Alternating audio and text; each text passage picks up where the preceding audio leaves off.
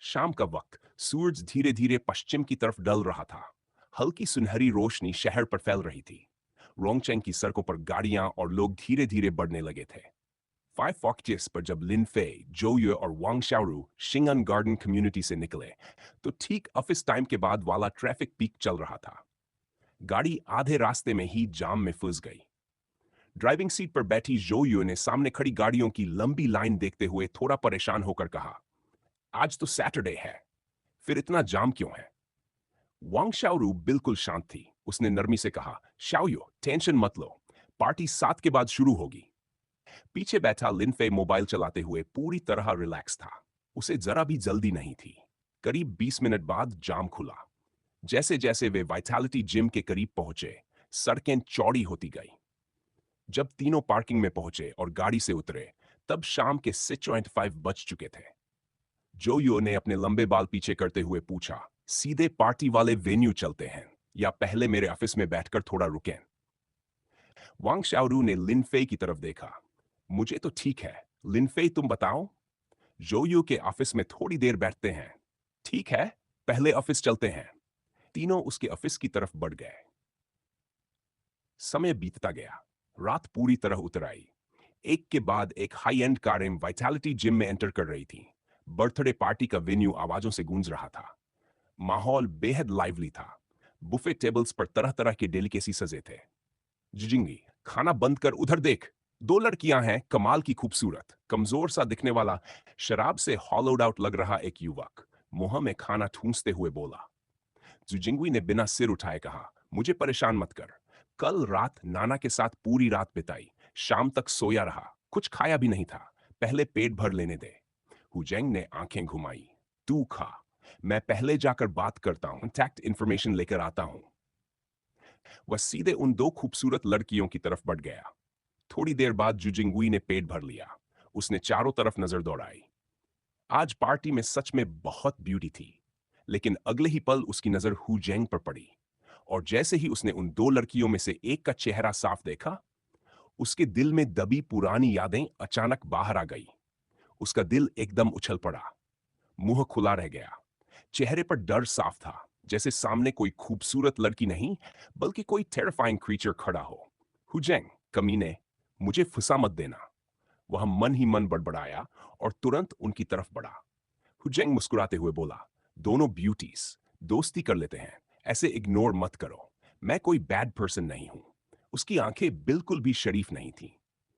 Dinner plate हाथ में लिए खड़ी जोयू और वांग शाओरू ने उसे ठंडी नजर से देखा। जोयू ने सख्त आवाज में कहा, मिस्टर, किसी और से दोस्ती कीजिए, हमें डिस्टर्ब मत कीजिए। हुजैंग ने तुरंत अपना ट्रम्प कार्ड निकाला। मेरे डैड जेंग रियल एस्टेट के ओनर हैं। रोंगचेंग में बहुत प्रोजेक्ट्स हैं हमारे। अगर फ्यूचर में घर खरीदना हो तो अच्छा डिस्काउंट दिला दूंगा। उसकी बातों का मतलब साफ था, लेकिन दोजोरू बिल्कुल भी प्रभावित नहीं हुई। वांग शाओरू ने शिष्टता से मुस्कुराकर कहा, थैंक यू, लेकिन हमारा घर पहले से है, अभी कोई प्लान नहीं है। हुजैंग कुछ और दिखावा करने ही वाला था कि तभी पीछे से किसी ने उसके कंधे पर हाथ रखा। वह झुंझलाकर मुड़ा। जू जिंगुई, तुम यहां क्या? चुपचाप मेरे साथ चल। जू जिंगुई ने उसका हाथ पकड़ लिया। कहां? मैं बिजी हूं, छोड़। हुजैंग छूटने की कोशिश करने लगा। जुजिंगी मन ही मन गाली दे रहा था। ये बेवकूफ बड़ी मुसीबत मोल ले रहा है। उसने जल्दी से हुजैंग के कान में कुछ फुसफुसाया। अगले ही सेकंड हुजैंग का चेहरा बदल गया। उसने जोयू की तरफ एक आखिरी नजर डाली, फिर बिना विरोध किए जुजिंगुई के साथ चला गया। वांग शाओरू ने जाते हुए दोनों को देखकर कहा, शाओयुए, ये दोनों अजीब नहीं थे? जोयो हल्का मुस्कुराई। जो हमें कांटेक्ट इंफॉर्मेशन के लिए परेशान कर रहा था, उसे खींचकर ले जाने वाला आदमी, उससे हम पहले मिल चुके हैं। लिन फेई ने उसे लेसन दिया था, याद है? वांग शाओरू ने सिर हिलाया। नहीं, क्या हुआ था? जोयो उसे पुराना बताते हुए टेबल की तरफ बढ़ी जहां लिनफे बैठा था। लिनफे बड़े मजे से खाना खा रहा था। दोनों के बैठते ही उसने मुंह में भरा खाना निगलकर कहा, इतनी देर लगा दी? देखो, मैंने तो आधे से ज्यादा साफ कर दिया। उसकी प्लेट सच में लगभग खाली थी और जोयो बस उसे घूर कर रह गई। जोयो और वांग शाओरू ने अपनी प्लेट टेबल पर रखी और बैठते ही अभी जो हुआ था वो सब लिनफे को बता दिया। लिनफे चुपचाप सुनता रहा, फिर हल्का मुस्कुराकर बोला, वो जू जिंगुई भले ही एक डूड हो, लेकिन उसे पता है कब आगे बढ़ना है और कब पीछे हटना है। जोयो ने उसकी लगभग खाली प्लेट देखी और मुस्कुराई। लिन फे, आज हमारी कंपनी के डिशेस से सैटिस्फाइड हो? लिन फे ने सिर हिलाया। काफी अच्छे हैं। तुम्हारे बॉस ने बर्थडे पार्टी पर सच में खूब खर्च किया है। दूसरी तरफ जुजिंगी और हुजैंग वेटर से 2 गिलास ड्रिंक लेकर एक शांत कोने में खड़े थे। हुजैंग अभी भी थोड़ा असंतुष्ट था। वो जो लड़की थी, जिसकी फिगर कमाल की थी, उसका बॉयफ्रेंड सच में उतना पावरफुल है जितना तुम कह रहे थे? मुझसे झूठ तो नहीं बोल रहे? जुजिंगी ने उसे घूरा। मैं तुमसे झूठ क्यों बोलूं? अगर तुम मेरे गुड ब्रदर नहीं होते तो मैं तुम्हें खींच कर नहीं लाता। अभी तुम जिस तरह उन्हें परेशान कर रहे थे, अगर उसका बॉयफ्रेंड सामने आ जाता तो तुम्हारी हालत खराब हो जाती। और अगर तुम्हारे डैड को पता चलता कि तुमने एक इतने पावरफुल इन्वेस्टिगेटर को ऑफेंड किया है, तो समझ लो तुम खत्म। उसने ड्रिंक का घूंट लिया और पिटी भरी नजर से उसे देखा। हुजैंग की पीठ पर ठंडा पसीना आ गया। अगर उसके पिता को पता चलता तो सिर्फ पिटाई ही नहीं, पॉकेट मनी भी आधी कर दी जाती। कुछ देर डरने के बाद उसने पूरा गिलास खत्म किया और बोला, जूजिंगुई, शुक्रिया। अगर तुम मुझे नहीं खींचते, छोड़ो भी, यहां और भी ब्यूटी है। टारगेट बदल लो। भले ही वो दोनों जितनी नहीं, लेकिन बुरी भी नहीं है। हुजैंग ने सिर हिलाया। वो बिगड़ा हुआ था, पर बेवकूफ नहीं। उसे पता था किससे नहीं उलझना चाहिए। उधर लिनफे, जोयो और वांग शाओरू आराम से खाना खाते हुए बातें कर रहे थे। तभी दूर से एक आदमी और एक औरत उनकी तरफ आते दिखे। औरत को लिनफे पहचानता था, वाइटैलिटी जिम की जनरल मैनेजर। साथ वाला आदमी शायद चेयरमैन था। वांग शाओरू ने धीमे से कहा, लिनफे, चेयरमैन और जनरल मैनेजर आ रहे हैं, शायद तुमसे मिलने। जोयो ने नैपकिन से मुंह पोंछते हुए कहा, सिस्टर वांग इतनी जल्दी चेयरमैन को ले आई? दोनों पास आए। जोयो और वांग शाओरू तुरंत खड़ी हो गई। चेयरमैन, जनरल मैनेजर, नमस्ते। चेयरमैन जेंग चिक्शियन 40 के आखिरी दशक में पहले दोनों को सिर हिलाकर जवाब दिया, फिर लिनफे की तरफ देखा। आप शाओयुए के बॉयफ्रेंड मिस्टर लिनफे हैं, सही? जी, लिनफे ने मुस्कुराकर कहा। आज के डिशेस कैसे लगे? शेफ की स्किल शानदार है। खाना बहुत अच्छा है। जेंग चिशियन ने थोड़ी गंभीरता से कहा, पहले जब चाओयांग जिम्नेशियम के लोग जिम को चैलेंज करने आए थे, तब आपने मदद की थी। मैं उस वक्त बिजनेस ट्रिप पर था, इसलिए पर्सनली थैंक नहीं कर पाया। उसके लिए माफी चाहता हूं। लिन फे ने हाथ हिलाया। छोटी सी बात थी, इतना सीरियस लेने की जरूरत नहीं। आपके लिए छोटी बात रही होगी, पर हमारे लिए बड़ी मदद थी। जेंग चिक्शियन ने कहा। फिर वांग लान ने एक गिफ्ट बैग उन्हें दिया। जेंग शियन ने वो बैग लिन फे की तरफ बढ़ाया। कुछ दिन पहले कैपिटल गया था। एक पुराने दोस्त से खास टी मंगवाई। कृपया एक्सेप्ट कीजिए। लिनफे जो टी बहुत कम पीता था, ले मना करने लगा। अरे इसकी क्या जरूरत? मेरी सिंसेरिटी समझ कर ले लीजिए। आसपास की निगाहें उन पर टिक चुकी थीं। सबका ध्यान न खींचने के लिए लिनफे ने सिर हिलाया। ठीक है, थैंक यू। चीशन के चेहरे पर मुस्कान और चमक गई। कुछ देर बातचीत के बाद वह और वांगलान दूसरे मेहमानों से मिलने चले गए। पास खड़े कुछ गेस्ट्स फुसफुसा रहे थे। वो लड़का कौन है? जेंक्शन इतना इंथुजियास्टिक क्यों है? तुम्हें नहीं पता? चाओयांग जिम्नेशियम जब चैलेंज करने आया था, तब उसी ने सिचुएशन संभाली थी। इतना स्ट्रांग है? सुना है वो इन्वेस्टिगेटर है। ओह, तभी। और वो दोनों गोल्डन फ्लावर्स के साथ काफी क्लोज लगता है। जोयो का बॉयफ्रेंड है। इन्वेस्टिगेटर को रिक्वेस्ट करना आसान नहीं होता। किस्मत अच्छी है जेंग चिशियन की। चारों तरफ धीमी चर्चा चल रही थी। लिन फे ने गिफ्ट बैग खोला और अंदर रखा बड़ा टी बॉक्स देखा। मैं टी कम पीता हूं, ये गिफ्ट तुम दोनों रख लो। हम भी ज्यादा टी नहीं पीते, जोयो ने कहा। लिनफे ने उसे देखा। खुद नहीं पीना तो अपने डैड को दे देना। तुमने बताया था ना कि उन्हें टी पसंद है। जोयो की आंखें चमक उठी। सही कहा। तुम्हें याद है, तुम जब भी शॉपिंग में गिफ्ट खरीदती हो, टी जरूर लेती हो। 2-3 बार देखा तो याद हो गया, ने कैजुअली कहा। वांग चारू मुस्कुर, बॉस खुद टी लवर हैं। जो भेजा है वो जरूर प्रीमियम होगा। Thank you. बस टी ही तो है, लिफे ने कहा। फिर उसने चॉपस्टिक उठाई और प्लेट में बचे आखिरी खाने पर फिर से हमला कर दिया। नॉर्थ डिस्ट्रिक्ट में एक पुराने रेजिडेंशियल एरिया के बाहर, जहां एलिवेटर भी नहीं था, एक आदमी मंद स्ट्रीट लाइट के नीचे बाइसिकल चला रहा था। जैसे ही वो अपने रेंटेड कम्युनिटी के गेट के पास पहुंचा, उसकी नजर सड़क किनारे लगे लेट नाइट स्नैक स्टॉल पर पड़ी। वह रुक गया। बॉस, 2 फ्राइड नूडल्स पैक कर दीजिए, एक में ज्यादा मीट और एक में ज्यादा वेजिटेबल्स। हाउले, प्लीज थोड़ा वेट कीजिए। कुछ देर बाद उसने पैसे दिए, 2 पैकेट लिए और बाइसिकल लेकर अंदर चला गया। की होल में घुसी, क्रैक, दरवाजा खुला। लिविंग रूम रोशनी से भरा था। सफेद पजामास पहने, लंबे खुले बाल, खूबसूरत चेहरा। चिंशियू सोफा पर बैठी थी। टीवी पर चल रहे सीरियल मदर इन लॉ और डॉटर इन लॉ की वॉर में पूरी तरह डूबी हुई। हॉलवे की आहट सुनकर ही उसे पता चल गया था कि शेन वुफेंग लौट आया है। वह मुस्कुराई।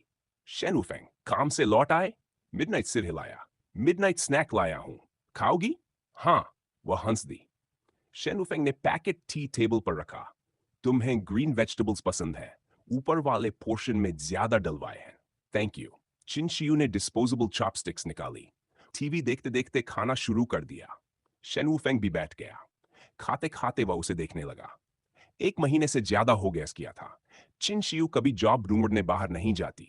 घर पर टीवी, मोबाइल, कंप्यूटर या फिर अपने कमरे में सोना। कुकिंग भी नहीं आती, टेक ऑर्डर, बस यही रूटीन। क्या देख रहे हो? अचानक ची मुड़ी। मेरे चेहरे पर कुछ लगा है? नहीं। शेन वुफेंग ने तुरंत नजर हटा ली। कुछ देर बाद वह उठ गया। पजामास लेकर बाथरूम में शावर लेने चला गया।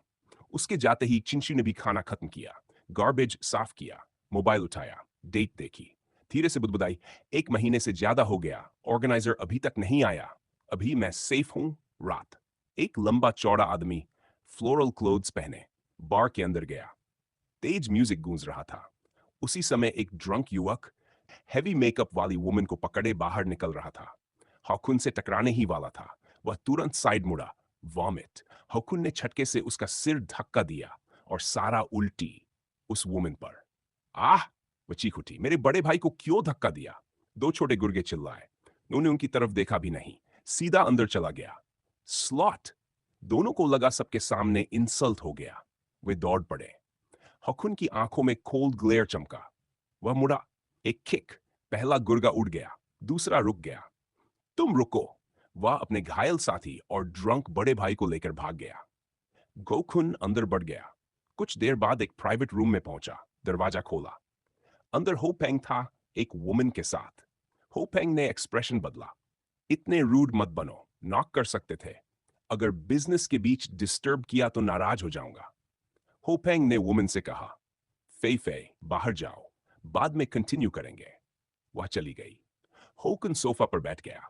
जिस वुमन को ढूंढने को कहा था, न्यूज? 2 दिन हुए हैं। रोंगचेंग 10 मिलियन से ज्यादा पॉपुलेशन वाला शहर है। इतनी जल्दी कैसे मिलेगी? होकन ने ठंडी आवाज में कहा, स्पेशल चैनल से ढूंढो, मत कहना तुम्हारे पास तरीका नहीं। हुपेंग ने साय लिया। कुछ साल पहले पॉसिबल था, अब नहीं। एबिलिटी मैनेजमेंट ब्यूरो ने क्रैकडाउन किया है, कई लोग जेल में हैं, कोई रिस्क नहीं लेता। हुकुन की भौहें सिकुड़ी। ऑर्गेनाइजेशन ने टाइम लिमिट दी थी, 2 दिन बीत चुके थे। कोई क्लू नहीं, कोई एब्सोल्यूट नहीं होता। पैसे बोलते हैं। पूछो, कितना चाहिए? होपेंग ने वाइन ग्लास उठाया। टन्स। एक ही घूंट में खत्म किया। धीरे से मुस्कुराया। तुम सही हो, स्ट्रिक्ट मैनेजमेंट है, लेकिन कुछ लोग पैसे के लिए रिस्क लेते हैं। खून की आवाज सख्त हो गई। अमाउंट? पिंक की आंखों में चालाक चमक आई। लगभग 5 लाख युएन। 5 लाख उस स्पेशल चैनल के लिए अब इतना महंगा? होपेंग ने कंधे उचकाए। अब हालात सख्त है, जरा सी गलती में जेल। रिस्क बड़ा है तो प्राइस भी बड़ा होगा। वैसे तुम चाहो तो पैसे मत खर्च करो, मैंने अपने लोग पहले ही लगा रखे हैं, 2-3 दिन में खबर आ सकती है। चुप हो गया। ऑर्गेनाइजेशन ने जो फंड दिया था वो अनलिमिटेड नहीं था। पहले ही होपेंग को 10 लाख देने का वादा कर चुका था। अगर और 5 लाख निकल गए तो कार्ड में ज्यादा नहीं बचेगा। कुछ पल सोचने के बाद उसने फैसला कर लिया। ठीक है, अभी 5 लाख ट्रांसफर करता हूं, स्पेशल चैनल एक्टिवेट कराओ। उस औरत का पता जल्द चाहिए। डन। पैसे ट्रांसफर हुए। होकुन उठकर चला गया। दरवाजा बंद होते ही होपेंग ने मोबाइल निकाला। बैंक का एसएमएस पढ़कर मुस्कुराया। इतनी जल्दी मान जाएगा, सोचा नहीं था। लेकिन उसका एक प्रिंसिपल था, पैसा लो तो काम करो। उसने कॉन्टैक्ट लिस्ट खोली और एक नंबर मिलाया।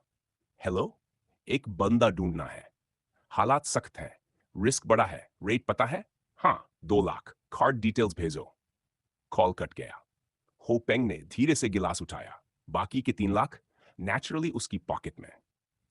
उधर होकुनबार से बाहर निकल चुका था। कुछ दूर चलने के बाद उसने हल्की सी मुस्कान दी। उसे पीछे आते कदमों की आहट सुनाई दे रही थी। क्रॉस रोड पर बाएं मुड़कर वो एक सुनसान गली में घुस गया। पीछे से तेज कदमों की आवाज। मुड़कर देखा, 8 लड़के, हाथों में स्टील पाइप्स, आगे वही 2 गुंडे जिनसे बार में पंगा हुआ था। अब दिखाते हैं तेरी अकड़, एक चिल्लाया। होकुन की आंखें ठंडी थीं। तुम्हारा बॉस क्यों नहीं आया? अभी होश में नहीं। चुप रह, दूसरा बोला। घुटनों पर गिर माफी मांग, मेंटल डैमेज का पैसा दे वरना एम्बुलेंस बुलानी पड़ेगी। होकुन के चेहरे पर हल्की मुस्कान आई। ठीक है, माफी मांगता हूं। वो धीरे धीरे आगे बढ़ा। अब बिजली की तरह टूटा। धराम, आहा, छोड़ दो, कचाक, बचाओ। चीखें गली में गूंज उठी। कुछ ही पलों में सब शांत। आठों जमीन पर पड़े थे, हाथ पैर टूटे, खून बहता हुआ, बेहोश। होकुन बाहर निकला, चेहरा शांत। अगर हत्या से परेशानी न बढ़ती तो आज कोई नहीं बचता, उसने बुदबुदाया। वो सर्वेलेंस से बचते हुए होटल की तरफ निकल गया। 10 मिनट बाद एक लड़की जो नाइट शिफ्ट से लौट रही थी उसी गली से गुजरी। खून से लथपथ पड़े लोगों को देखकर उसकी टांगें जवाब दे गई। वो गिर पड़ी। कांपते हाथों से उसने पब्लिक सिक्योरिटी ब्यूरो को फोन किया। रात डेडजे लिनफे अपने घर लौटा। आज का बर्थडे पार्टी बुरा नहीं था। अच्छा खाना, कुछ मजेदार परफॉर्मेंसेस, टाइम पास ठीक रहा। शॉवर लेकर वो सोफे पर बैठ गया। कल 9 तारीख है, जेन डेडलाइन है। फर्स्ट टाउन देर से पहुंचा तो गड़बड़ हो जाएगी। उसने मोबाइल उठाया, हांशे को मैसेज भेजा, मैं फ्री हूं, फर्स्ट टाउन के लिए प्लेन अरेंज हो सकता है? तुरंत रिप्लाई आया, कल सुबह 10 बजे फ्लाइट है। घर से पिकअप चाहिए? नहीं, खुद आ जाऊंगा। एयरपोर्ट पहुंचकर क्रेडेंशियल्स दिखाना। थैंक्स। उसने फर्स्ट टाउन की करंट सिचुएशन पूछी, लेकिन जवाब साफ था, वॉर टाइम स्टेट में है। इंफॉर्मेशन बाहर शेयर नहीं की जा सकती। लिनफे ने चैट बंद की, सो गया। अगली सुबह नीला आसमान, धूप तेज। सुबह 9 बजे लिनफे रोंगचेंग एयरपोर्ट पर था, कंधे पर बैकपैक, बिल्कुल किसी साधारण ट्रैवलर जैसा। इंफॉर्मेशन डेस्क पर आईडी दिखाया। थोड़ी देर बाद स्टेज 2 अर्ली लेवल का एक इन्वेस्टिगेटर आया। मिस्टर लिन, इस पैसेज के आखिर में प्लेन मिलेगा, थैंक यू। लिनफे आगे बढ़ा। उसके कदम स्टेडी थे। अब वो फर्स्ट टाउन जा रहा था, जहां असली लड़ाई उसका इंतजार कर रही थी। झुलसाती धूप में खिड़की के बाहर पेड़ों पर बैठे सिकाडास एक के बाद एक चीख रहे थे। आज का मौसम इतना गर्म था कि बाहर का माहौल लिटरली आग जैसा लग रहा था। संडे होने के बावजूद ज्यादातर लोग घर से बाहर निकलने की हिम्मत नहीं कर रहे थे। सब अपने अपने घरों में छुपकर एसी की ठंडी हवा का मजा ले रहे थे। शिंगान गार्डन कम्युनिटी में जोयू एक पतली काली सिल्क सस्पेंडर नाइट ड्रेस पहने अपने कमरे में आराम से लेटी हुई थी। एसी की ठंडी हवा सीधे उस पर पड़ रही थी। वह बिस्तर से टिककर मोबाइल पकड़े हुए लिनफे को वीचैट वॉइस भेज रही थी। लिनफे, आज मौसम बहुत गर्म है। शारू शेव्ड आइस बना रही है, आओगे क्या खाने? थोड़ी देर बाद लिनफे की वॉइस आई, मैं प्लेन में हूं, तुम्हारे यहां शेव्ड आइस खाने कोई चांस नहीं है। क्या? प्लेन? अचानक कहां जा रहे हो? जो चौंक गई। बिजनेस ट्रिप पर। एबिलिटी मैनेजमेंट ब्यूरो ने पहले ही भेजना था, लेकिन डिले हो गया था। आज फ्लाइट मिल गई तो निकल गया। हम इतना सडन पहले बता तो सकते थे। जोयो ने हल्की नाराजगी में कहा, सॉरी, भूल गया। वैसे भी सिंपल बिजनेस ट्रिप है, जल्दी वापस आ जाऊंगा। ठीक है, लेकिन लौटते वक्त मेरे और शाओरू के लिए गिफ्ट्स लाना मत भूलना। अंडरस्टूड। प्लेन टेक ऑफ करने वाला है, पहुंचकर कांटेक्ट करूंगा। तभी दरवाजे पर नॉक हुआ। वांग शाओरू हल्के सफेद होम क्लोथ्स में अंदर आई। शेव्ड आइस तैयार है। लिनफे क्या कह रहा था? जो ये बिस्तर से उठी, फिसली हुई स्ट्रैप ठीक की और बोली, वो नहीं आएगा, नहीं आ पाएगा। वांग शाओरू ने हल्का सा सिर हिलाया। ठीक है, जब वापस आएगा तब फिर बना दूंगी। आज तो मैंने सोचा था शेव्ड आइस खाकर वो हमें बीच ले जाएगा। बड़बड़ाई। फिर दोनों बाहर डाइनिंग एरिया में चली गई। फिंगन गार्डन डिस्ट्रिक्ट में लिनफे का घर। चीसे हुआ और चारों लिटिल स्पैरोज को पहले ही बता दिया गया था कि लिनफे कई दिनों के लिए बाहर जा रहा है।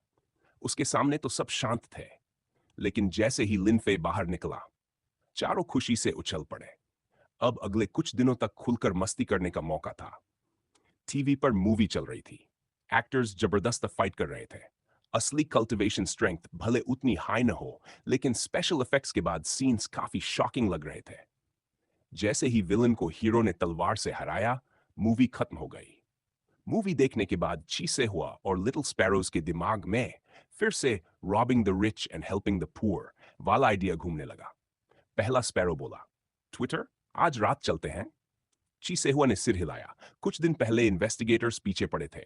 टीवी पर भी आ गए थे हम। अभी निकलना रिस्की है।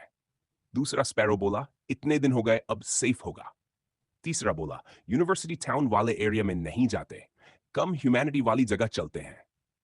चीसे हुआ थोड़ी देर सोचती रही। दिल तो उसका भी था बाहर जाने का। आखिर उसने कहा, ठीक है, कम लोगों वाली जगह चलते हैं। चारों खुशी से पंख फड़फड़ाने लगे। अब रात की लोकेशन तय होने लगी। एक डिम लाइट वाले होटल रूम में एक लंबा चौड़ा आदमी फोन पर बात कर रहा था। हाउ विलेज, चिंशियू मिली? Vice president? अभी नहीं, लेकिन आज खबर मिल जानी चाहिए। टाइम बहुत कम है। जैसे ही इन्फो मिलेगी उसे पकड़कर पूछ लेंगे चीज कहां है। कॉल खत्म होते ही उसका फोन फिर बजा। होकुन, जिस लड़की को ढूंढ रहे हो, उसकी इंफॉर्मेशन मेल कर दी है। ठीक है, थैंक्स होपेंग। मेल खोलते ही चिंशियू की पिछले 1 महीने की मूवमेंट्स की डिटेल सामने आ गई। है, काफी चुप कर रह रही हो। रेंट शेयर करके घर में ही छुपी बैठी हो। होकुन ने तुरंत बैलेंस ट्रांसफर किया। फिर होटल से निकलकर टैक्सी लेकर शहर के किनारे एक अबैंडन बिल्डिंग की तरफ गया। यह जगह ईस्टर्न और नॉर्दर्न डिस्ट्रिक्ट्स के जंक्शन पर थी, सिटी सेंटर से काफी दूर। कुछ साल पहले एक्सपेंशन की बात चली थी। रियल एस्टेट डेवलपर्स ने कंस्ट्रक्शन शुरू किया, लेकिन अब कई बिल्डिंग्स अधूरी खड़ी थीं। 1 साल से ज्यादा हो गया, कोई डेवलपमेंट नहीं। होकुन ने पहले से इस जगह की पूरी जानकारी ले रखी थी। कई घंटों की जांच के बाद उसने तय कर लिया, यही होगा चिंशियू से मिलने का स्पॉट। अब प्लान का दूसरा स्टेप शुरू होने वाला था। Ready for the next chapter. एक प्लेन फर्स्ट टाउन के एयरपोर्ट पर उतरा। प्लेन रुकते ही लिनफे नीचे उतरा और एयरपोर्ट स्टाफ के गाइडेंस में बाहर निकल गया। एयरपोर्ट के बाहर आते ही उसने सड़क किनारे एक बस खड़ी देखी। वह बस के पास गया और ड्राइवर से पूछा, मास्टर, पेमेंट कहाँ करना है? ड्राइवर मुस्कुराया, फ्री है, कोई पेमेंट नहीं। लिनफे ने सिर हिलाया और अंदर जाकर एक सीट पकड़ ली। ड्राइवर ने उसे अकेला बैठा देखा तो क्यूरियोसिटी से पूछा, दोस्त, कहां से आए हो? रोंगचेंग, थोड़ा जवाब दिया। रोंगचेंग? मुझे याद है वहां से कई लोग 6th डे को आए थे। तुम अकेले अब क्यों? कुछ काम डिले हो गया था, इसलिए आज आ पाया। इन दिनों वर्ल्ड चैनल में कुछ बड़ा हुआ। ड्राइवर ने स्टीयरिंग संभालते हुए कहा, कुछ कन्फ्रंटेशंस हुए, लेकिन सिचुएशन कंट्रोल में है। स्पिरिचुअल वर्ल्ड पर कोई लार्ज स्केल अटैक नहीं हुआ। इस दौरान एयरपोर्ट से कई लोग बाहर आए। वे ग्रुप्स में बस में बैठे, 3 से 5 लोगों के छोटे छोटे ग्रुप्स। बस लगभग भर गई तो ड्राइवर ने इंजन स्टार्ट किया और फर्स्ट टाउन की ओर चल पड़ा। जब लिनफे रोंगचेंग इन्वेस्टिगेटर्स के स्टेशन पहुंचा, वहां इन्वेस्टिगेटर्स मौजूद नहीं थे, सिर्फ कुछ स्टाफ मेंबर्स थे। एक स्टाफ आगे आया। हेलो, किससे मिलना है? लिनफे ने अपना आईडी दिखाया। मैं रोंगचेंग सुपर पावर एडमिनिस्ट्रेशन से हूं, मुझे मेरा रूम दिखा दीजिए। स्टाफ ने आईडी स्कैन किया, आइडेंटिटी कंफर्म की और एक रूम कार्ड देते हुए उसे एक बिल्डिंग तक ले गया। शेन वुफेंग अपने कमरे से बाहर आया और टीवी देख रही चिंशियू से बोला, मैं डिनर के लिए सब्जी लेने जा रहा हूं, तुम्हें क्या खाना है? ब्रेज्ड फिश और ग्रीन पेपर पोटैटो श्रेड्स, चिंशियू ने कहा। ठीक है, कहकर शेन वुफेंग निकल गया। समय बीता गया। शाम के 6:30 हो चुके थे। चिंशियू थोड़ा हंग्री होकर बड़बड़ाई, इतनी देर क्यों लगा दी? तभी फोन बजा। स्क्रीन पर शेन वुफेंग का नाम था। उसने तुरंत कॉल उठाया। हेलो। चुप्पी। शेन वुफेंग, बोल क्यों नहीं रहे? तभी एक अजनबी आवाज आई, चिंशियू। उसकी भौहें सिकुड़ गई। दिल में अचानक अनईजी फीलिंग उठी। शेन वुफेंग मेरे पास है, अगर उसे जिंदा देखना चाहती हो तो बताए हुए एड्रेस पर आ जाओ। तुम ऑर्गेनाइजेशन वाले हो, आओगी तो पता चल जाएगा। एड्रेस बताकर कॉल कट गया। चिंशियू का चेहरा सख्त हो गया। उसने जल्दी से कपड़े बदले और बाहर निकल गई। शाम के 7:15 पर वह टैक्सी से बताए गए लोकेशन पर उतरी। ड्राइवर के रिमाइंडर पर उसने फेयर सेटल किया और सड़क पर खड़ी रह गई। एरिया सुनसान था। फोन फिर बजा। मैं पहुंच गई हूं, तुम कहां हो? प्लीज उसे हर्ट मत करना, उसे मेरे बारे में कुछ नहीं पता। दूसरी तरफ से हल्की हंसी आई। कुछ नहीं पता? हाँ हाँ, जैसा कहूं वैसा करोगी तो उसे कुछ नहीं होगा। जहां उतरी हो उसी रोड पर सीधा चलो। अंत में एक रूइंड बिल्डिंग है। मैं सेकंड फ्लोर पर इंतजार कर रहा हूं। कॉल कट गया। चिनशियू ने फोन कसकर पकड़ा, गहरी सांस ली और भारी दिल से आगे बढ़ी। सड़क के किनारे बने बंगलोज खाली पड़े थे। लगता था डेमोलिशन तय हो चुका है। आसमान अंधेरा हो चुका था। उसने अपना लेफ्ट हैंड शोल्डर बैग में रखा हुआ था, अंदर रखी चीज को मजबूती से पकड़े हुए, किसी भी एक्सीडेंट के लिए रेडी। लगभग 10 मिनट्स बाद वह उस डिजर्टेड बिल्डिंग तक पहुंच गई। फोन फिर बजा। इतनी स्लो क्यों हो? मैं तुम्हें देख रहा हूं। सेकंड फ्लोर पर हूं। ऊपर आओ। उसने सिर उठाकर देखा। 4 मंजिला अधूरी बिल्डिंग अंधेरे में खड़ी थी। अंदर का हिस्सा खाली। हर फ्लोर पर गहरा साया। मोबाइल की लाइट से रास्ता बनाते हुए वह धीरे धीरे स्टेयर्स चढ़ने लगी। दा दा दा। हाई हील्स की आवाज खाली बिल्डिंग में गूंज रही थी। सेकंड फ्लोर पर दीवारें अधूरी थी। कुछ जगहों से हल्की मूनलाइट अंदर आ रही थी। मैं आ गई हूं, कहां हो तुम?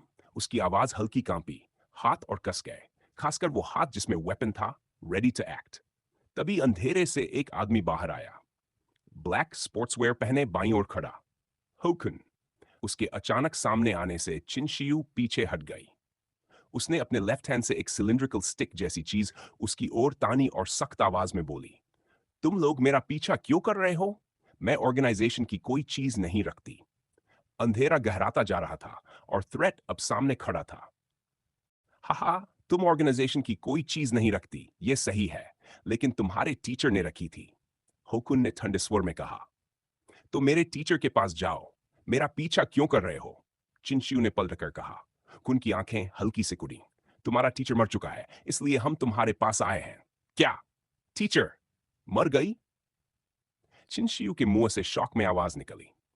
होकुन ने बिना भाव बदले कहा, तुम ऑर्गेनाइजेशन छोड़ने के 1 वीक बाद बेस के लेबोरेटरी में एक बड़ा एक्सप्लोजन हुआ। सब कुछ आग में जल गया, तुम्हारा टीचर भी। चिंशियू के होंठ कांपने लगे। ये कैसे? वो अलग हो चुकी थी, लेकिन 10 इयर्स तक उसने उसी टीचर के साथ काम किया था। खबर सुनकर दिल में दर्द उठना स्वाभाविक था। होकू ने आगे कहा, शुरू में हमें लगा एक्सीडेंट था। बाद में इन्वेस्टिगेशन में पता चला तुम्हारी टीचर ली बीजन ने खुद एक्सप्लोजन किया, अपने लेटेस्ट रिसर्च के सारे रिजल्ट्स डिस्ट्रॉय करने के लिए। तो टीचर ने पहले से फैसला कर लिया था। कुछ सेकंड बाद उसने धीमे लेकिन दृढ़ स्वर में कहा, उस चीज का एडिक्शन इफेक्ट ब्लिस पिल से कई गुना ज्यादा था। उसे बनना ही नहीं चाहिए था। हाउकुन की आवाज ठंडी हो गई। हम तुम्हें रिसर्चर्स को फंडिंग देते हैं। फाइनल डिसीजन हमारा होता है, डिस्ट्रॉय करना है या नहीं, ये तुम तय नहीं करोगी। हंसी, एक कड़वी हंसी। ऑर्गेनाइजेशन को टीचर ने जितना प्रॉफिट दिलाया, वो इन्वेस्टमेंट से कहीं ज्यादा था। तुम्हें सेटिस्फाइड होना चाहिए। इस बार गलती से इतना हार्मफुल प्रोडक्ट बन गया। अगर टीचर उसे डिस्ट्रॉय नहीं करती तो तुम लोग उसे अब्यूज करते। कुछ सेकंड की चुप्पी। होकुन ने टॉपिक बदल दिया। ऑर्गेनाइजेशन छोड़ने से पहले ली बिजुन ने तुम्हें एक नेकलेस दिया था, सही? चिनशियू के दिल की धड़कन एक पल को रुकी। हाँ, टीचर ने नेकलेस दिया था, लेकिन वो तो एक साधारण नेकलेस था। हुकुन की आवाज सख्त हो गई। नेकलेस दे दो, शेनुफेंग को छोड़ दूंगा। ऑर्गेनाइजेशन भी तुम्हारी नॉर्मल लाइफ में इंटरफियर नहीं करेगा। ये ऑफर बेहद टेम्पटिंग था। चिशु छुप छुप कर जीते जीते थक चुकी थी। कुछ पल सोचने के बाद उसने कहा, ठीक है। उसने अपने गले से नेकलेस उतारा और होकुन की ओर फेंक दिया। होकुन ने उसे पकड़ा, ध्यान से देखा। ये वही है जो टीचर ने दिया था। होकुन ने पेंडेंट पकड़ा और क्रिस्टल को जोर से दबाया। क्रैक! क्रिस्टल हैरान रह गई। होकुन की हथेली में हल्की ओरा चमकी। फिर हवा में 2 रोज में लाइट गोल्डन नंबर्स उभरे। चियू की आंखें चौड़ी हो गईं। बैंक सेफ का अकाउंट नंबर और पासवर्ड। होकन के चेहरे पर संतोष भरी मुस्कान आ गई। टीचर ने ऑर्गेनाइजेशन का एक्सपेरिमेंट डिस्ट्रॉय कर दिया था, लेकिन सीक्रेटली कुछ इंपॉर्टेंट डेटा कॉपी करके first bank of the United states के सेफ में रख दिया था। संभावना थी कि उसी डेटा में वो डेंजरस मैन्युफैक्चरिंग डेटा भी हो। चिनशियू को सेफ में क्या है, ये नहीं पता था। उसे बस एक बात की परवाह थी। मैंने तुम्हें नेकलेस दे दिया, शेनवुफेंग को छोड़ दो। हाउकुन ने भौं उठाई। कौन शेनवुफेंग? चिनशियू का चेहरा लाल हो गया। तुमने उसे किडनैप किया है। मैंने उसे किडनैप नहीं किया। तो उसके फोन से मुझे कॉल किसने किया? हाउकुन ने अपना मोबाइल निकाला, सिम कार्ड जमीन पर फेंका। चाइना में किडनैपिंग आसान नहीं है। मैंने उसे बस नॉक अनकॉन्शियस किया, पास के पार्क के बैम्बू फॉरेस्ट में छुपा दिया और उसका सिम निकाल लिया। चिनशियू को लगा जैसे उसका दिमाग फट गया हो। वो ऑर्गेनाइजेशन की टॉप रिसर्चर रह चुकी थी, लेकिन आज वो एक तग के हाथों खेल गई। रिसर्चर्स इंटेलिजेंट होते हैं, लेकिन रियल वर्ल्ड में तुम लोग नाइव भी होते हो। वह 5 मीटर की दूरी पर रुक गया, आधा चेहरा अंधेरे में, आधा मूनलाइट में। उसकी क्रूअल स्माइल साफ दिख रही थी। चिनशियू ने मेटल स्टिक कसकर पकड़ी। तुमने सब ले लिया, अब क्या चाहते हो? होकुन की हंसी गूंजी। तुम सच में बिलीव करती हो कि ऑर्गेनाइजेशन तुम्हें नॉर्मल लाइफ जीने देगा? ठंड उसकी रीढ़ में उतर गई। तुम क्या करना चाहते हो? उसकी आवाज कांपी। फिर धीरे धीरे गुस्सा डर पर हावी होने लगा। मैंने कुछ रिवील नहीं किया, मैं बस ऑर्डिनरी लाइफ जीना चाहती हूं। क्या तुम लोग मुझे मारना चाहते हो? क्या तुम मुझे मार दोगे? आखिरी शब्द लगभग चीख में बदल गए। अधूरी बिल्डिंग में उसकी आवाज गूंज उठी। अंधेरा गया और सच अब पूरी तरह सामने था। पेन, मेरे साथ मरने की बात कर रही हो? खुद को बहुत इंपॉर्टेंट समझती हो? हॉकुन ने तिरस्कार से मुस्कुराते हुए कहा। अगले ही पल उसके शरीर से साइकिक एनर्जी की लहर फूटी। एक बात सही कही तुमने, मैं तुम्हें मारना चाहता हूं। थर्ड स्टेज मिड लेवल की ऊर्जा ज्वार की तरह चिनशियू पर टूट पड़ी। सेकंड स्टेज मिड लेवल ताकत वाली चिनशियू को ऐसा लगा जैसे बर्फीली गुफा में धकेल दी गई हो। उसने कभी नहीं सोचा था कि ऑर्गेनाइजेशन सीधे थर्ड स्टेज का आदमी भेजेगा। चुप रहो, उसने मेटल स्टिक कसकर पकड़ी। टिप से इलेक्ट्रिक लाइट फूटी। सिल्वर व्हाइट बिजली सीधी होकुन की तरफ गई। होकुन शांत रहा। उसने हाथ उठाया और बिजली पर मुक्का मारा। बैंग! साइकिक एनर्जी में लिपटा उसका मुक्का लाइटनिंग को तोड़ गया। चिनशियू ने लगातार अटैक किया। बूम बूम, अधूरी बिल्डिंग बार बार चमक उठी। उसी समय पास की एक अनफिनिश्ड बिल्डिंग की छत पर सेहुआ और 3 लिटिल स्पैरोज बैठे थे। थर्ड चाइल्ड, ये कौन सी जगह ढूंढी है? यहां तो कोई इंसान ही नहीं। पहले बेस बनाते हैं, फिर टारगेट ढूंढेंगे। तभी दूर से सफेद रोशनी चमकी। वो क्या है? थंडर जैसा लग रहा है। जिसे हुआ ने परसेप्शन फैलाया। हल्की साइकिक फ्लक्चुएशन महसूस हुई। चलो देखते हैं। Boss sparrow, power 2। White mist फैली। छोटा सा फिगर निकला और 10 मीटर्स ऊंचाई से छलांग लगा दी। बाकी स्पैरोज भी उड़ पड़े। बिल्डिंग के अंदर होकुन ने चिनशियू का गला पकड़ रखा था। उसका चेहरा लाल पड़ चुका था। ऑर्गेनाइजेशन वक्त सोचना चाहिए था, अब स्ट्रगल बंद करो। उसने हाथ ऊपर उठाया। चिनशियू के पैर जमीन से उठ गए। अचानक उसकी आंखों में लाइट चमकी। होकुन की हरकत एक पल को रुक गई। छोड़ो, उसकी आवाज टूटी हुई थी।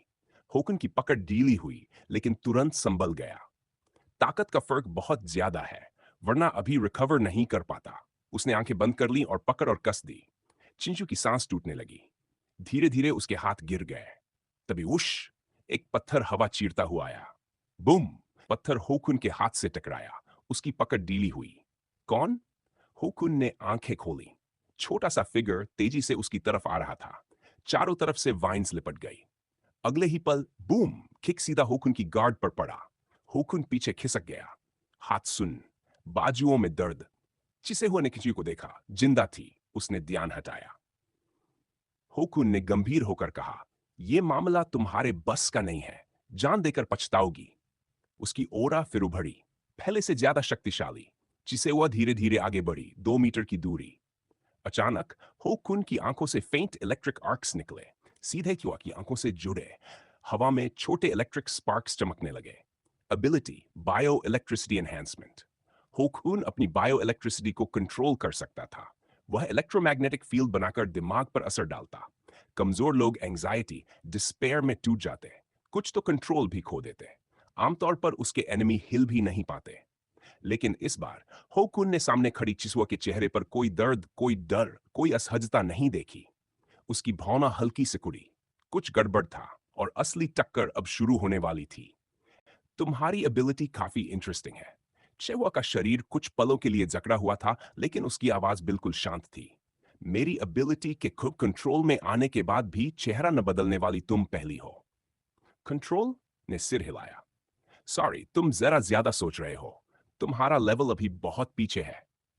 उसके शरीर पर पेल गोल्डन ऑरा उभर आई। बायो इलेक्ट्रिसिटी पूरी तरह आइसोलेट हो गई। होकुन की आंखें फैल गई। तुम कंट्रोल टूट चुका था। अगले ही पल चिसेहुआ ने दोनों हाथ बांधे, छलांग लगाई, हवा में समरसॉल्ट लिया। उसकी राइट लेग ऊपर से सीधी होकुन के सिर की ओर गिरी। बूम! होकुन ने शोल्डर से ब्लॉक किया, लेकिन इम्पैक्ट उसकी उम्मीद से कहीं ज्यादा था। फ्लोर टूट गया। वह सेकंड फ्लोर से फर्स्ट फ्लोर तक धंस गया। नीचे की जमीन भी फट गई।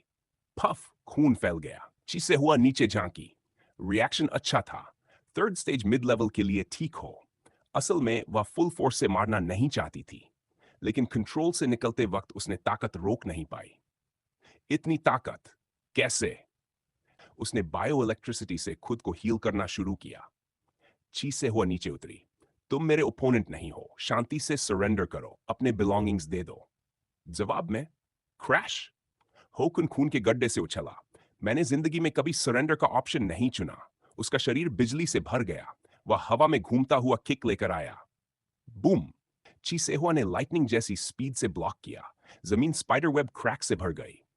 होकुन पीछे गिरा। उसका मन भारी हो चुका था। ये ओपोनेंट मेरी सीमा से बाहर है। ऑर्गेनाइजेशन का काम पूरा हो चुका है। अब रिट्रीट ही सही रहेगा। अचानक उसने एक पत्थर लात मारकर चिन शियू की तरफ उछाल दिया। नीच! विक्टिम पर वार। अब मैं हाथ नहीं रोकूंगी। उसकी ओरा भड़क पीक वह गायब हो गई। बूम! पत्थर चूर, जमीन में गड्ढा। होकुन का चेहरा सफेद। Third stage peak. वह तुरंत भागा। चिसेहुआ की मेंटल वॉइस पीछे से आई। मैंने कई बार rob the rich and help the poor किया है, पर तुम्हारे जैसा रिपीटेड किलर पहली बार देखा। होकुन सिविलियन एरिया की तरफ भागा। जितने ज्यादा लोग उतना कम अटैक रिस्क। ये चाइना है। एबिलिटी मैनेजमेंट ब्यूरो किसी को नहीं छोड़ेगा। अचानक घास में फुआ सामने। होकुन ने दांत भींचे। मेरे होम टाउन में एक कहावत आगे बढ़ी। जब तुम किसी को मारने निकलो तो खुद मारे जाने के लिए भी तैयार रहो। हुकुन का दिमाग दबने लगा। साइकिक एनर्जी फ्लो अस्थिर। आह! उसने दोनों हथेलियां आगे की। नोइजी बायोइलेक्ट्रिसिटी कई गुना बढ़ी। एक मोटा इलेक्ट्रिक कॉलम सीधा चिसेहुआ की तरफ गया। बूम! जमीन में बड़ा क्रेडर। पत्थर चारों ओर गिरे। साइकिक एनर्जी लगभग खत्म। वह मुड़ा, भागने लगा। ये अटैक उसे नहीं मार सकता, पर डिले तो होगा। पीछे से आवाज आई, अटैक पावरफुल है पर हिट न हो तो बेकार। होकुन ने जवाब नहीं दिया, पूरी ताकत से भागता रहा। उसी पल आसमान से एक छोटा फिगर गिरा, सीधा उसके भागने के रास्ते में। और अब उसके पास सच में नो वे, नो मनी, और शायद नो एस्केप भी नहीं। क्या मैं मर चुकी हूं? अंधेरे कॉरिडोर में एक कमजोर आवाज गूंजी। कुछ सेकंड बाद हल्की पेल गोल्डन ओरा चमकी और धीरे धीरे एक अंडे के आकार का साइकिक लाइट बॉल बन गया। सोने जैसी रोशनी ने अंधेरा हटाया। चिंशियू का चेहरा थोड़ा पीला था, आंखों में साफ कॉन्स्टर्नेशन। उसे यकीन नहीं हो रहा था कि वह अभी भी जिंदा है। वह जमीन से उठी, गिरी हुई चीजें उठाई, कॉलर ठीक किया, कपड़ों से धूल झाड़ी और सीढ़ियों से नीचे उतर गई। हूं। हवा का झोंका उसके बालों के सिरों को हिलाकर निकल गया। यह अधूरी बिल्डिंग चांदनी में और भी ज्यादा खामोश लग रही थी, जैसे किसी ने आवाजों को बंद कर दिया हो। अचानक जाते जाते चिंशियू की प्यूपल्स फैल गई। ये डा डा। खाली सड़क पर उसकी हाई हील्स की आवाज गूंज रही थी। उसकी नजर सामने टिक गई। पूरा शरीर खून से लथपथ, दीवार से टिककर बैठा, सिर झुका हुआ। पता नहीं जिंदा या ये ऐसा कैसे हो गया? उसकी आवाज कांप गई। कुछ सेकंड बाद उसने खुद को संभाला। रेलेवेंट डिपार्टमेंट के लोग कभी भी पहुंच सकते हैं। मुझे अभी निकलना होगा। वह मुड़ी और तेजी से वहां से चली गई। थोड़ी ही देर बाऊ। पुलिस सायरन की आवाज रात को चीरती हुई आई। रिपोर्ट मिली थी कि इस अधूरी बिल्डिंग में लगातार बड़े विस्फोट हुए हैं। पब्लिक सिक्योरिटी ब्यूरो ने तुरंत सिक्योरिटी ऑफिसर्स भेजे। कई गाड़ियां अंदर घुसी। 20 से ज्यादा सिक्योरिटी ऑफिसर्स गन्स और लाइव एम्यूनिशन के साथ दो दो की टीम बनाकर सर्च करने लगे। कुछ देर बाद कैप्टन, बिल्डिंग 5 में सिचुएशन है। लीडर मौके पर पहुंचा। पहले उसने जमीन के बड़े बड़े गड्ढे देखे, फिर दीवार से टिके उस आदमी को। इसकी हालत, लाइफ ब्रेथ बहुत फेंट है। एम्बुलेंस कॉल कर दी है। लीडर ने सिर हिलाया। यह मामला प्रैक्टिशनर से जुड़ा लगता है। एबिलिटी मैनेजमेंट ब्यूरो को तुरंत कांटेक्ट करो। डेप्यूटी ने फोन निकाला। नॉर्दर्न डिस्ट्रिक्ट के एबिलिटी मैनेजमेंट ब्यूरो को डायल किया। इन्वेस्टिगेटर रिक्वेस्ट किया। रोंगचेंग से हजारों किलोमीटर दूर फर्स्ट टाउन। आज का टेंस कन्फ्रंटेशन फेज खत्म हो चुका था। वर्ल्ड पैसेज बंद होने के बाद कुछ लोग कैफेटेरिया गए, कुछ डॉर्मेटरी लौटे, कुछ लीजर सेंटर में रिलैक्स करने। लिन फेई दोपहर में आया था, रूम ठीक करते ही सो गया। जब जागा, शाम के 7 से ज्यादा हो चुके थे। कैफेटेरिया में अभी भी खाना था, लेकिन उसने वहां जाने का फैसला नहीं किया। डायमेंशन स्पेस से पॉट्स और बोल्स निकाले, सी फूड से भरी इंस्टेंट नूडल्स बनाई। Slurp slurp. खाने के बाद उसने cold fat house happy water की लंबी घूंट ली, संतुष्टि से डकार ली, सब साफ किया और बाहर निकल गया। शी यूरोंग को रिपोर्ट करने की बात उसने टाल दी। अभी जरूरत नहीं। फर्स्ट टाउन की सड़कें पिछली बार से ज्यादा लाइवली थीं। चलते चलते उसने नोटिस किया, लोग उसे देख रहे हैं। मैं कोई बड़ी ब्यूटी नहीं हूं, फिर ये लोग क्यों घूर रहे हैं? फिर उसे समझ आया, बाकी सब इन्वेस्टिगेटर्स यूनिफॉर्म में थे और वह कैजुअल क्लोथ्स में। रोंगचेंग में ये नॉर्मल था, लेकिन यहां अलग दिखना ही काफी था अटेंशन खींचने के लिए। शायद मुझे भी इन्वेस्टिगेटर यूनिफॉर्म ले लेनी चाहिए। वह मुड़ने ही वाला था, लिन फेई। बाई तरफ से एक लाइवली आवाज आई, उसने देखा। हाय, क्या कोइंसिडेंस है? हांसी, मैंने सोचा था शायद गलत पहचान रही हूं। चेंगलिंग काफी स्लिम हो गई हो। वह हंसी, कुछ वेट कम हुआ है, कुछ प्रेशर की वजह से। शाओ शाओ वैसी ही एलिगेंट थी। तुम कब आए? आज दोपहर। शाओ ने कहा, हम पावर ट्रेनिंग ग्राउंड जा रहे हैं, बहुत सी एबिलिटीज पहली बार दिख रही हैं, साथ चलोगे? लिनफे ने सोचा, फिर मुस्कुराया। चलो। चेंगलिंग ने जियाओ शाओ को देखा, अभी तो कह रही थी प्रैक्टिस करने डॉर्म लौटेंगी। चलो चेंगलिंग, क्या सोच रही हो? आ रही हूं। रात बहुत गहरी हो चुकी थी, सड़कें लगभग खाली, कुछ नाइट स्नैक स्टॉल्स, कुछ लोग, बस इतना ही। एक टैक्सी पुराने कम्युनिटी गेट पर रुकी, तेज कदमों से अंदर गई, अपने रेंटेड हाउस तक पहुंची। क्लिक, दरवाजा खुला। वह सीधे शेन वुफेंग के बेडरूम में गई। दरवाजा खोला, कमरा साफ सुथरा, बिस्तर पर उसके बदले हुए पजामास, सब कुछ वैसा ही जैसा शाम को छोड़कर गया था। लेकिन शेन वुफेंग नहीं था। चिंशियू दरवाजे पर खड़ी रही। कुछ पल पहले जो बचने की खुशी थी, अब गायब हो चुकी थी। उस कमरे की खामोशी उसे किसी भी एक्सप्लोजन से ज्यादा भयंकर लगी।